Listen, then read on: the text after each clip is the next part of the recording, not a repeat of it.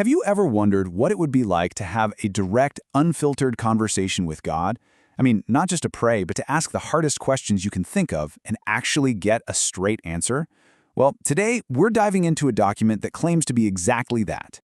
Now, this isn't just some dusty old artifact. This is a 14th century text, the Dialogue of Divine Providence, and it's written as if it were a literal transcript of a conversation between a human soul and God. It is incredibly intimate, it's raw, and believe it or not, it tackles the biggest questions we are still asking ourselves today. And really, that gets us to the heart of what we're talking about. The text takes on maybe the most difficult question of all. Why do we suffer?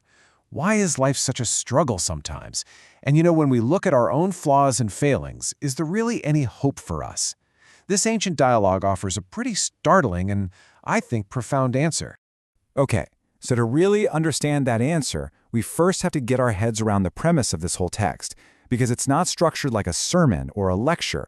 It's set up as a deeply personal conversation. You can almost think of it like a play. In one corner, you've got the soul, and it basically represents all of us, confused, struggling, looking for answers.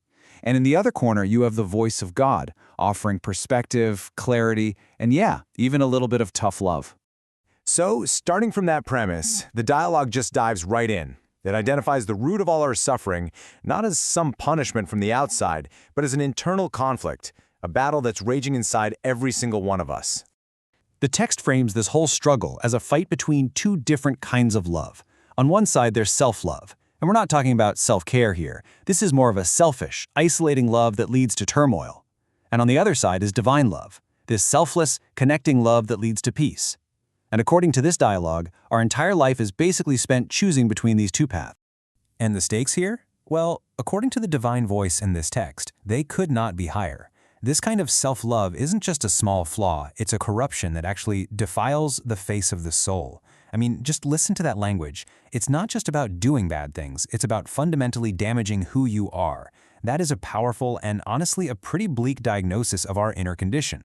So this brings us to the crucial question, right? If we're all fundamentally flawed and we're constantly at war with ourselves, then what hope is there? How can anyone actually win this battle? The answer the text gives is really the heart of the entire work. And this is where everything pivots. The text shifts from the problem of human failure to its solution, a concept it describes not just as a simple pardon, but as a force of nature, a literal ocean of divine mercy. This dialogue defines mercy as a type of love that is, at its core, healing, not judgmental. The whole point isn't to punish the soul for choosing the wrong path, but to welcome it back and make it whole again. And the scale of this idea is just staggering. Divine mercy isn't just a little bit bigger than our mistakes, it's incomparably greater. It's presented as this infinite resource that can never, ever be used up by our finite human errors. Now think about this. In an age we often associate with fire and brimstone sermons, this was a truly radical idea, that love, not wrath, was the ultimate reality. And what's crucial here is that this mercy isn't just for the saints. The text is crystal clear that it's available to everyone, at any time, right up until the very last breath you take. And this idea sets the stage for the most dramatic scene in the entire dialogue. So now, the dialogue takes us to the ultimate moment of truth, the hour of death. This is it. This is where that lifelong battle between hope and despair comes to a head in the most dramatic way possible. So just imagine it. The soul is standing right on the edge, poised between two worlds. Its entire life, every single choice, is laid out in the open. The tension is just absolute. And in this critical moment, an accuser shows up. The devil, as the text describes him, starts playing a highlight reel of every mistake, every selfish act, with only one goal: to convince the soul that it's worthless, that it's unlovable, and to push it into absolute final despair. But then, another voice speaks up. Mercy itself becomes an active character, an advocate for the soul. And it makes its own case, not based on whether the soul is worthy, but on the limitless, overwhelming nature of divine love.